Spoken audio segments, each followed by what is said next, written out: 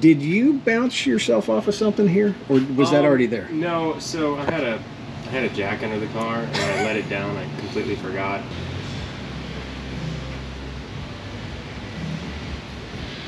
So I wonder when you were going to figure that out. Hello everyone, welcome back to Maverick Mods. My name is Mark. My goal is to keep the survivors on the road. This week, we're back on Alex's 1972 Mustang. So, grab your popcorn, let's get started.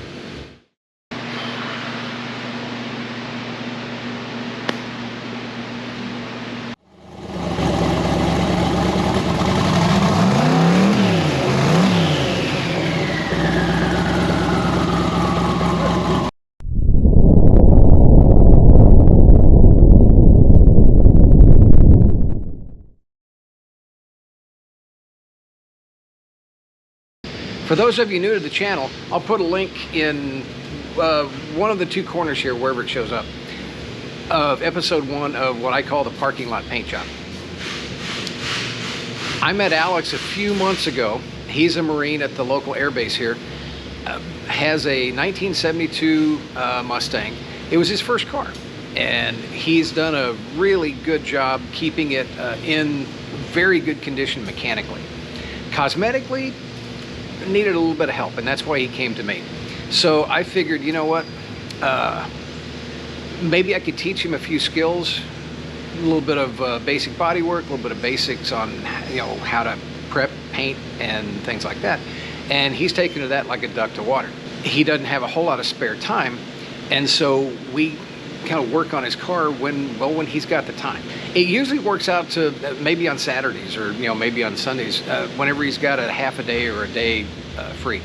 So in this episode, what you're going to see is a compilation of the work we've been able to accomplish over the last, I don't know, the last month or so. So in the last episode, we left off basically starting just sanding off multiple layers of old paint, and that's kind of where we start this week. So let's get started.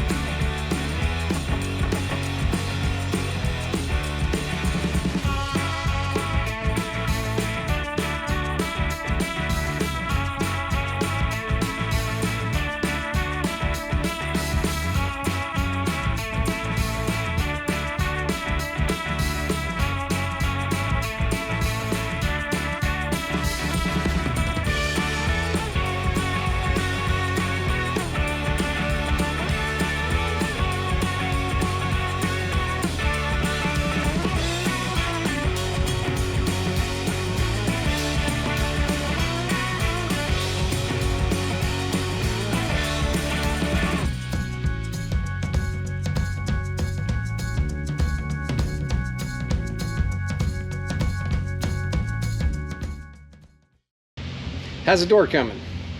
It's coming.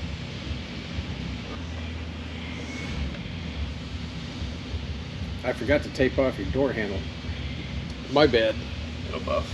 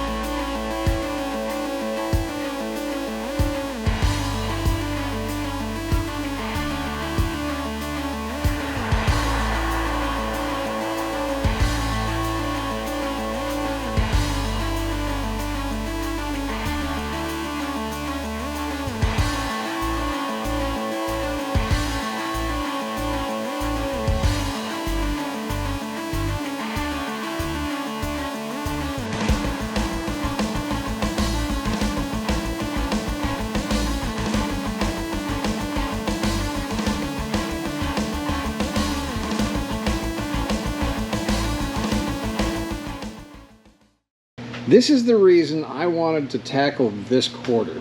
It looked weird to me. Now, again, in the paint archaeology, we're kind of discovering what's underneath here.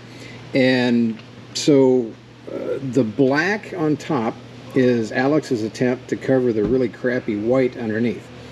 The white underneath, I have no words for that. I can't even describe it. And then there's black underneath that, and then we think there's forest green under that, and then the factory original lime green to start with.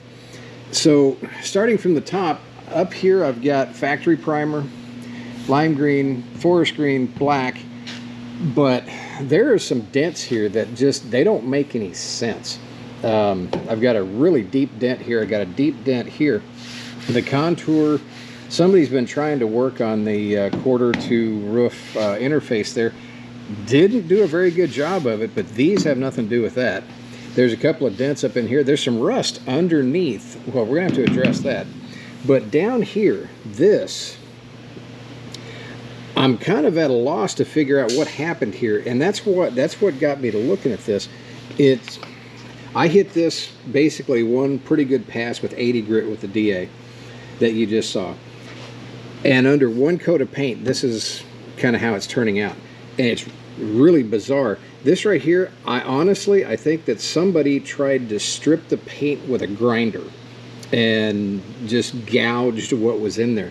I can't think of any other thing. I mean, it's smoothing out already, but obviously there's, you know, well, this is all part of paint archaeology. I'm finding a little bit of Bondo here and there, not too bad yet. And this panel will just keep coming down until I'm satisfied that I've got something to work with. We got a lot of surface area to cover today, so I'm going to help Alex out a little bit with the paint.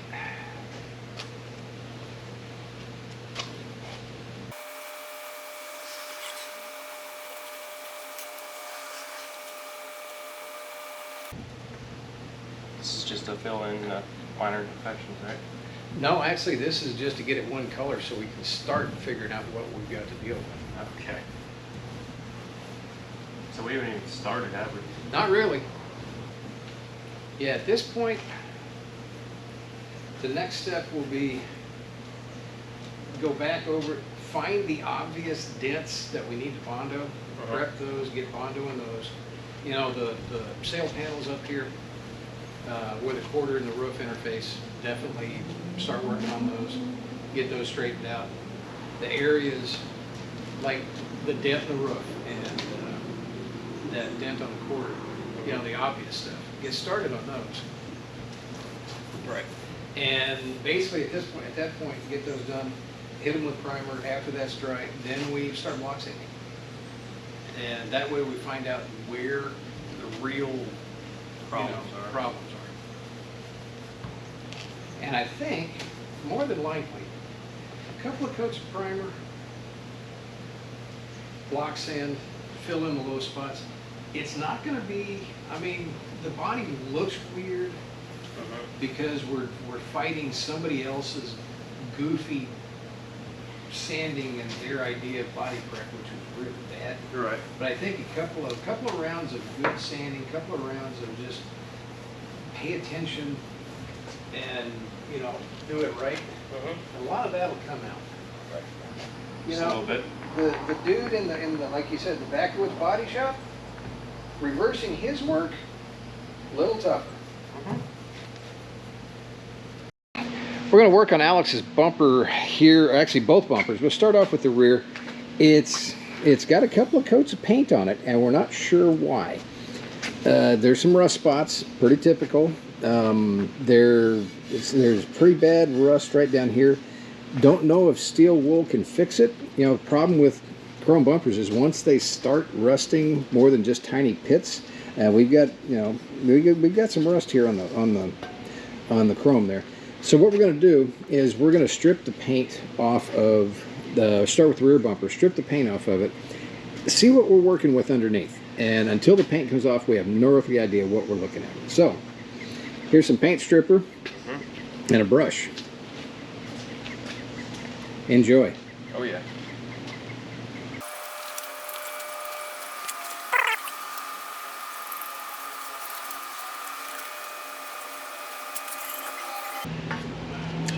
All right, we're going to let that bubble and cook. It's probably going to take maybe 4 or 5 applications of stripper to finally work all of that paint off. But we got to start somewhere. We let the paint stripper cook for a little while on the bumper, and it doesn't look like it did a whole lot of good and a lot of action, and it really didn't. But what you can do is take a wire brush. You just go all along everything. Don't even worry about scraping the paint off, anything like that. Yep, some of it's coming off, but what it really does is it starts gouging the paint, and then without taking the old stripper off, you put another coat on top of that.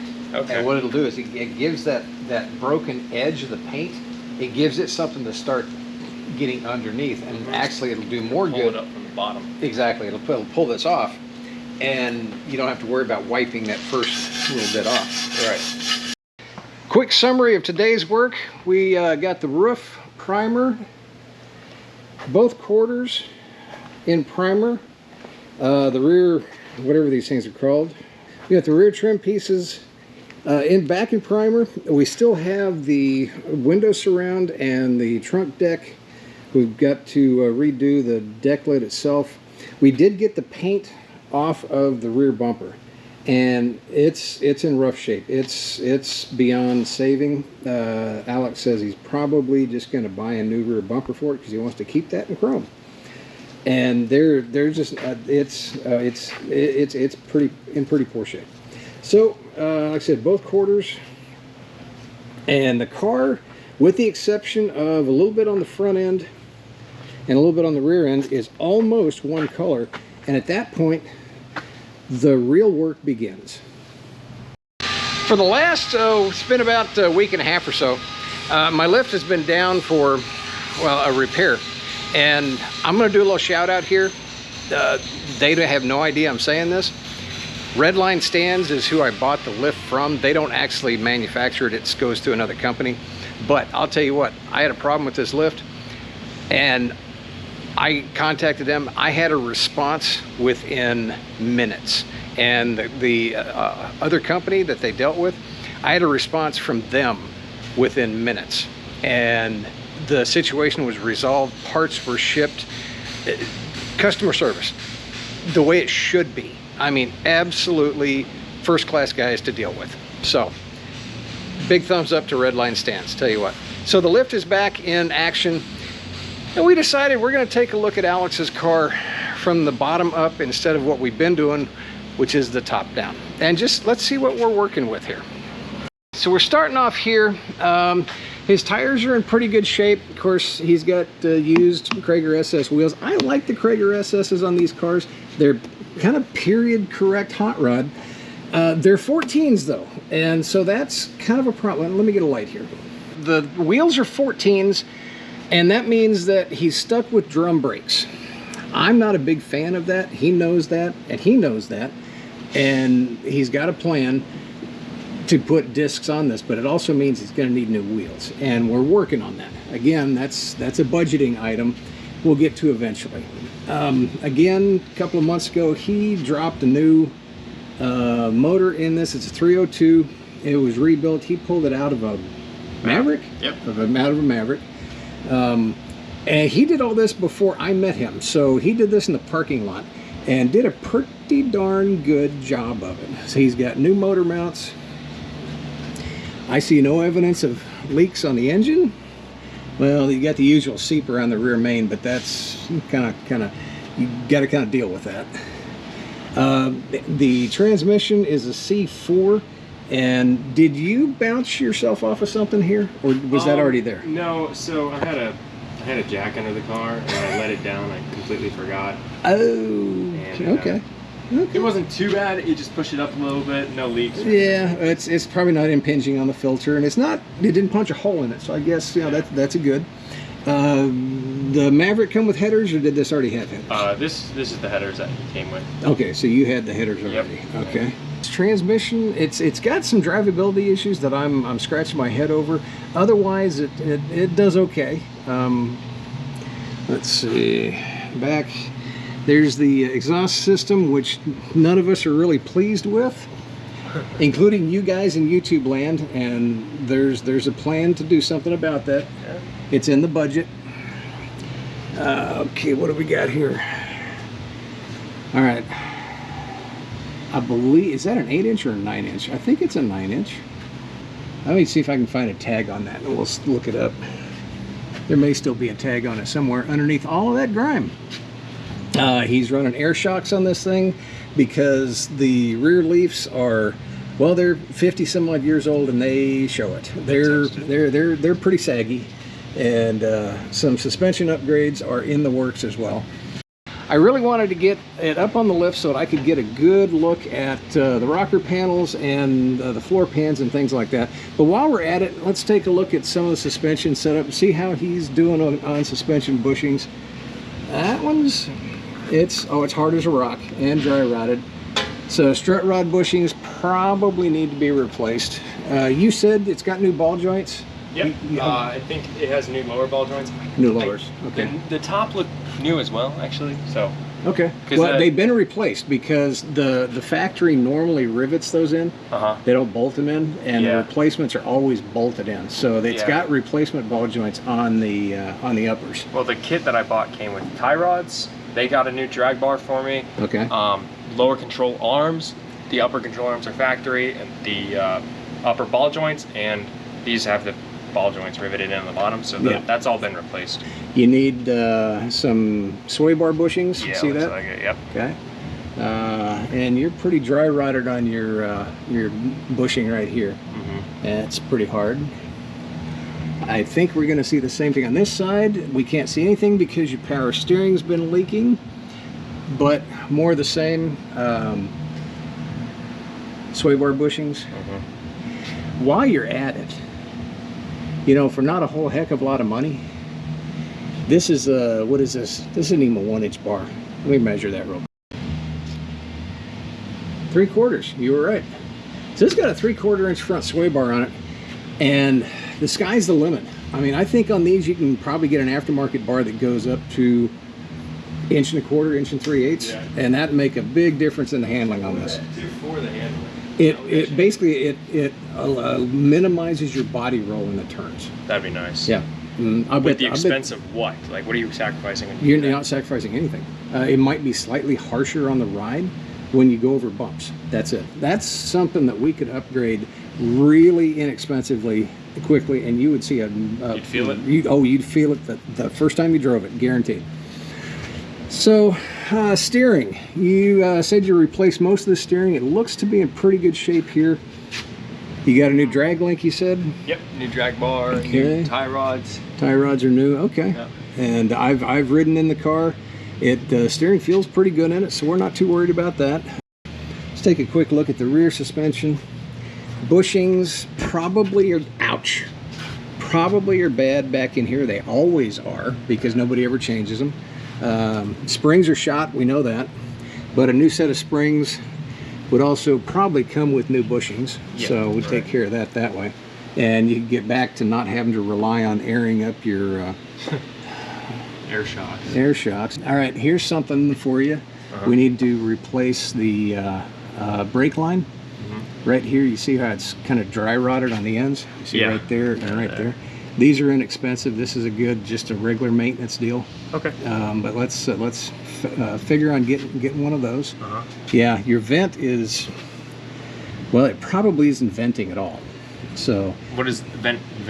Well, is it venting? Your rear end is a sealed unit, and you have to actually allow for atmospheric pressure differences. That's what that does. So and it just see, it vents up to here. Looks like it was cut and then it does, and then burned off. Yeah, it does. That's, well, somebody over the 50-year life of this car thought that was a good idea to do. Now let's take a look at body. So front valence. Like I said, I have not looked at this from underneath yet. It's not in bad shape. In fact, if I were to, well, no, it's got forest green on it. So it's got forest green on it right there. It may have the original green right up in here somewhere. Yeah, I see it. So when they painted the black, when you bought it, they didn't quite get this far down. Let's see, core support, rusted out. So I think we're going to need, eventually we'll need a core support. It's rusted on both sides. I mean, it's still attached. It's just that the rust is never going to repair itself.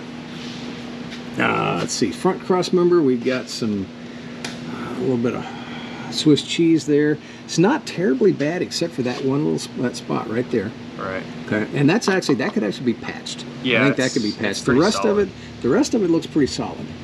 What is that? Inner fender support, battery tray.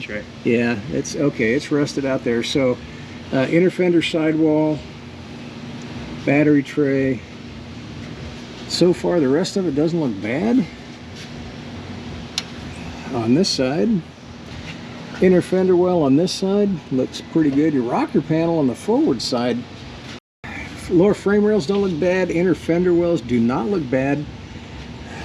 Insides the fenders do not look bad. Frame rails back to the torque box. Torque box is solid. Like I said, inner fenders are good. Again, lower portion of this fender, that's pretty much not all Bondo, but it's a lot of Bondo. Let's look at the rockers. And at least from the exterior, rockers are in good shape.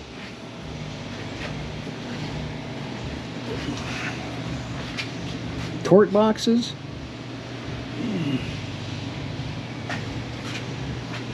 are in good shape. On this side, let's check the passenger side. Okay, so there's a frame rail, torque box, a little bit of surface rust, but other than that, not bad. Back to here, torque box interface with the rocker looks good. The rocker looks good on this side also. Looks and feels pretty solid. Frame rails back here, again, they look good. Cross member for the transmission, that looks good. And we should have, no, we don't have one more back here. Now, let's look at floor pans. Well, there's a hole. There's a hole. That's more than just a little, that's more than a hole. Let's see, generally the tunnel usually works out pretty good. Let's look at it on this side. And yeah, it's, you've got, you don't have to worry about water draining, or you don't have to worry about in a rainstorm leaving the windows open, because it's... They just dump right out. Yeah. All right. Okay. Let's look at the floorboards. Not bad. And floorboards here, again, not bad. Oh, you got a big hole right there. Any ideas why? You did that? Yep. When I was a kid, I could not, for the life of me, see any firewall pass through to run my water temp gauge and the power cable for my amp. So I said, you know what? And I just drilled a hole, filed it out, and threw lines right through it. And then I like did some research. You know, manufacturers do these things for a reason. Well, okay, don't feel like the Lone Ranger. You're probably not the first person in this conversation that did that when they were younger, so yeah. Don't worry too much about that. That's fixable, that's patchable. Right.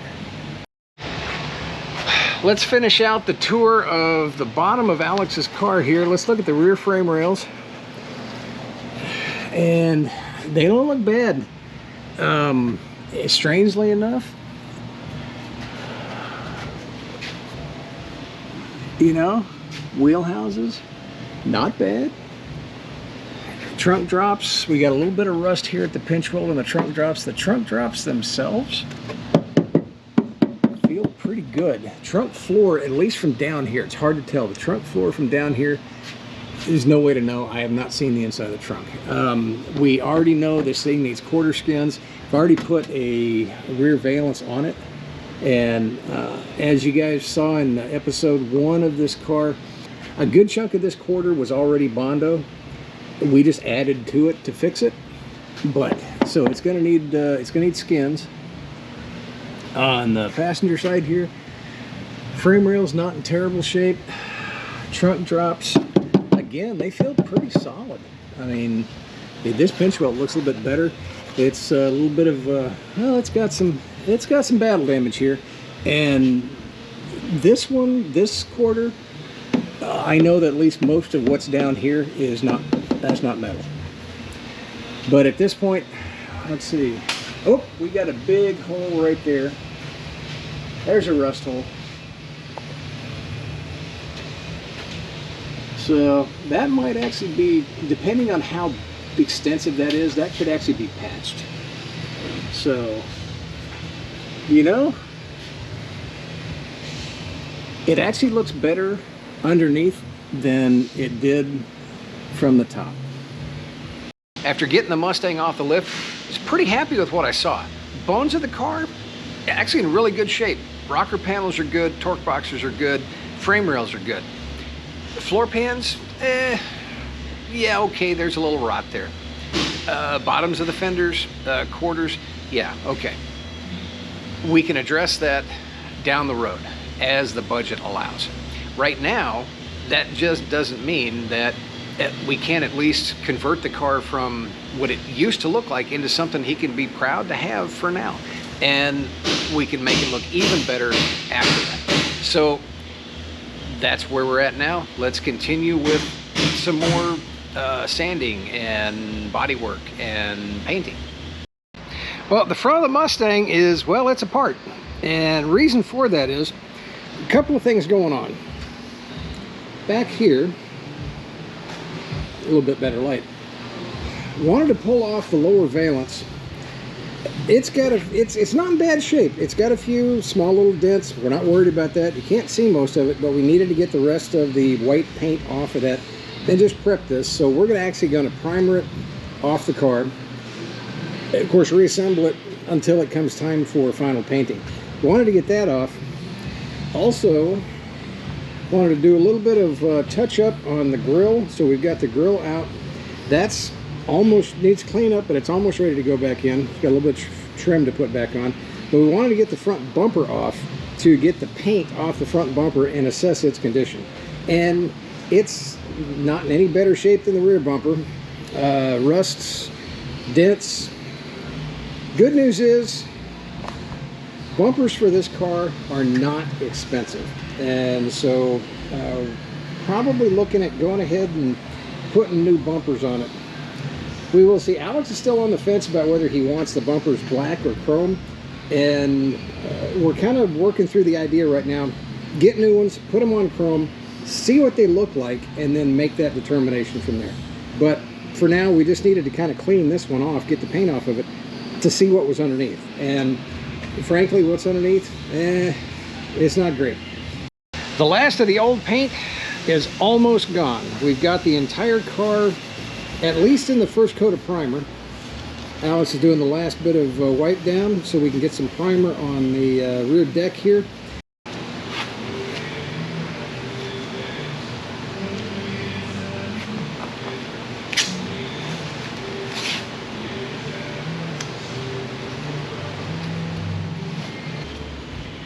In case you guys are wondering why I'm taking the rear window off while Alex is painting, that's because we forgot.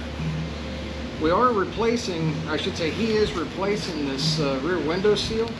It's on the way. But this is my OCD.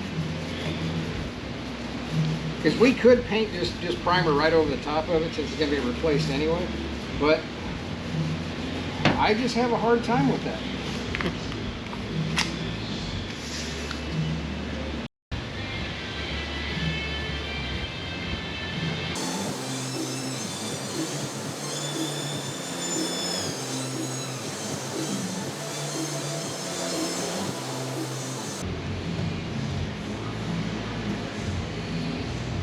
Definitely the most awkward part of the car, but yeah, you got weird angles, reverse shapes, and it can all be sanded. right. There's another YouTuber out there that I really watch, enjoy, and admire, Brian over at Paint Society. His favorite saying is, "Don't overthink it. It's just paint.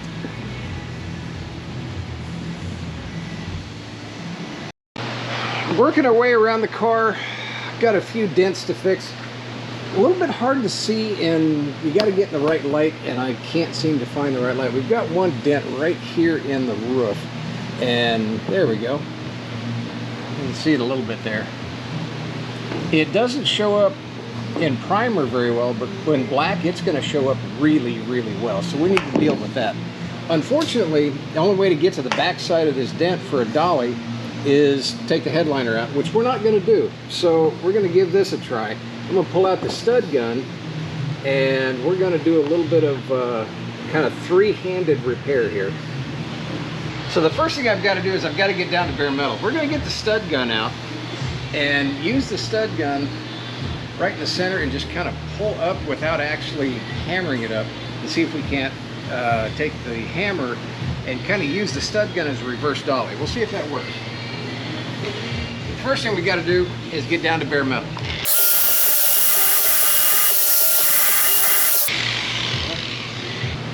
All right, take and find the center of our dent, which is going to be about right there.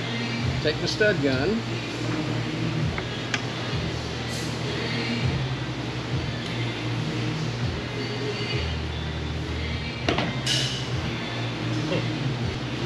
Now normally on one of these, what you would do is you would take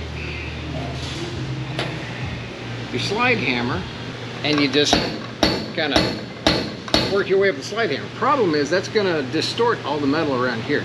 So what I'm going to have Alex do is I'm going to have him replace me in this position. I'm going to have him just pull up while I hammer around the side. See if that works. All right, there you go. Now just hold that. Hold up? Yeah, hold up. Okay, got it. And you're going to want to pull up on it when I get the hammer in. All right, so pull pretty much. No, don't use the slide hammer part. Just pull as hard as you can. Use your elbows leverage. There you go.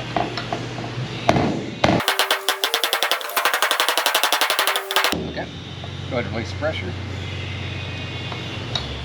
Take it off. You should just be able to spin it. It'll come up. There you go. All right. I think that worked. Yeah, it looks good actually.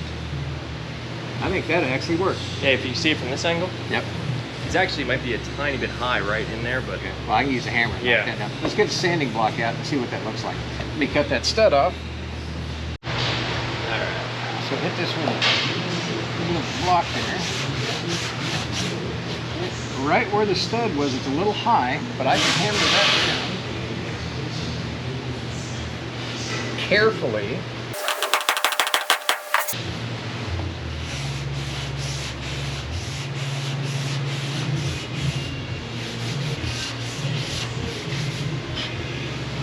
All right, but we can slap just a little bit of Bondo on that. Just a little bit. What I was really worried about there was actually a little bit of a ridge right there that was actually high, and that's what I was trying to get down. We're going to do a little block sanding today. I worked on the fender here. I'm going to turn Alex loose on the door. He's never actually operated one of these before, so a little bit of a learning experience. It's not that hard.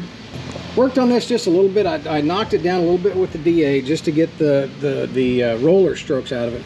But we can see a little waviness in the side of the door panel. We're going to try and knock that out with the block sander as much as we can anyway. So basically what you want to do, it's best if you use it two-handed, lightly. Yeah, so just kind of don't press down. Like I said, let the sandpaper do the job. And you want to go, 3 or 4 or 5 strokes. Do it in a cross section. So 3 or 4 or 5 strokes one way, go back over the same area, and just kind of work your way back, in a crisscross. okay. And actually hold your hands kind of right in the center. There you go. And like I said, don't push in. Let the sandpaper do the work.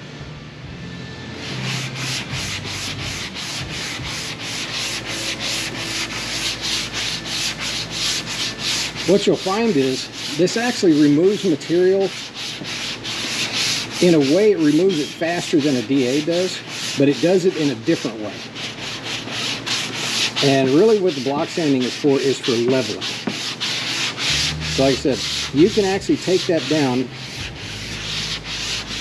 to where this first coat of primer is actually, the paint underneath is actually showing. So just for giggles, keep working on this spot for just a second. Okay. Just so you can see it. All right. Right, but you can already kind of see you've got one spot right here that's already just, I mean, it's just starting to show through. When you get to that point, you know that's kind of when, maybe a little bit more than that, but that's kind of when you need to stop. Right. Right? And a little bit of a rag once in a while. A little bit of a rag so you can wipe the dust off, so you can kind of see your work. Right, yeah, I see. Yeah, see what I mean? See it poking through. Yeah. That still needs a little bit of touch up. Right. And so we're going to have some spots. Now, the next coat of primer is going to fill a lot of that. And you can see how it's kind of touching the top of the primer it's on there. That means that you're within another coat of primer of filling that without having to use filler. Right. To give you an idea, this spot right here, I've already block sanded this. This was one of those weird, looked like grinder marks. Yeah. Okay, you see how, if you feel that, run your hand across that. Feel how deep that is? That's going to require, actually, glazing putty. Yeah. It won't require Bondo, but it'll require glazing putty, just because there is no way. I'm already into the paint here, and I'm in smooth paint here. Further, yeah. I can't take it down farther, exactly. So, but I don't think we're going to have anything like that on the door. I think the door is basically, it's probably one more good primer coat and one more good sanding away from maybe a final sealer coat.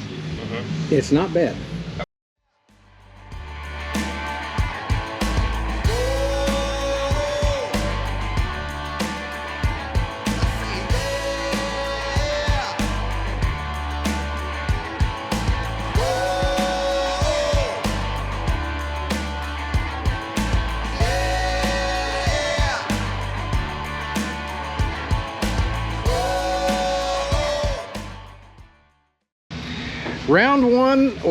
Round one half of block sanding.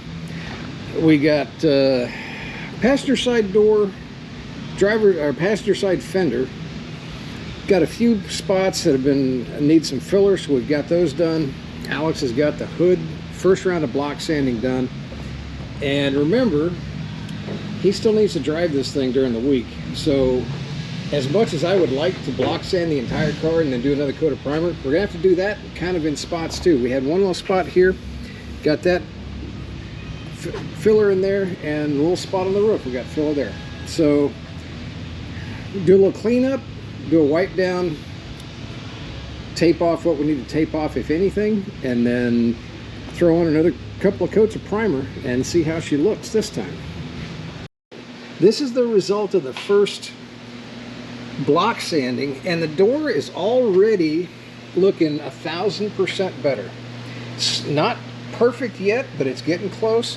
There's the fender that was block sanded. Again, it's got a few spots, but it's looking a whole heck of a lot better. Went ahead and did the first block sand on the hood, and then identified a few areas that we need to address. Got just a few little dents and dings. I think it's going to come out really well. Back here is one of the spots that we just fixed with just a hint of filler, and it looks really good. Now right up there, that's the spot on the roof line. Again, that looks really good too. So, I think we're making pretty good progress. Got a lot of block sanding yet to do, but it's coming along nicely. Well, that's going to do it for this week, guys. We got the car all one color. Yes, that color is primer, but it's a necessary step in the process to get him a paint job that, you know, fits his budget. So next time you see the Mustang, well, it's going to look kind of the way it looked at the end of this episode. We're going to continue working on block sanding, continue working on smoothing the car out, continue fixing the occasional dent here or there, along the way to getting it prepped for his paint job. Certainly appreciate you guys watching. Please like, share, subscribe, notify. Yeah, you guys know the drill. We'll see you guys next week. Everybody, have a great day.